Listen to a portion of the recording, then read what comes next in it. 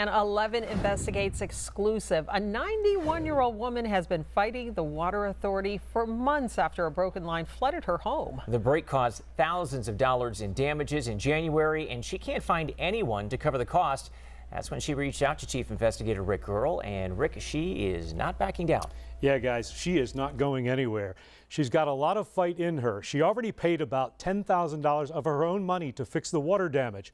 And after her reimbursement claims were denied, she reached out to 11 Investigates. And the water's still coming in your house. Oh my goodness, everywhere. 91-year-old Ann Schuley still has a sense of humor about it. If it wasn't so sad, it would be laughable. After a water line ruptured under the street in front of her Greenfield home in January on one of the coldest nights of the year, she and her relatives took videos and pictures. Schuley says it took the water company hours to stop the flow. Pittsburgh Water confirming to 11 Investigates it was a difficult job, requiring operating 5 valves on multiple surrounding streets. It took 7 hours. By that time, everything was flooded. It was like several feet high? 2 feet high, and the tiles were lifting up off the floor, and things were floating around in there. The water also got into her car. And when he took the thing on a flatbed, there was bad water in the back seat of the car. We didn't even know it, and it came rushing out. While the water ruined some of her furniture and other items, major appliances like the washer and dryer, furnace and hot water heater were not damaged. Schuley filed a claim for damages with her insurance company, but because the water came from outside the home, they wouldn't cover it. She then filed with Pittsburgh Water. They denied the claim, even though they admitted it was their line. I said to the woman, "You're happy to collect my check every month, but when it gets down to what I need, you shut me off."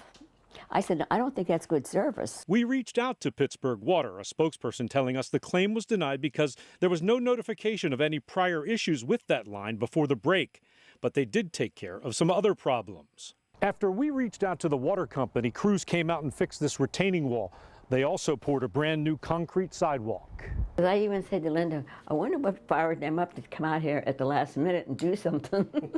I think it was us. Schuley didn't have to pay for the sidewalk or retaining wall, but she has had to pay about $10,000 out of her own pocket just to clean up the water damage to her basement so she can use her washing machine and dryer.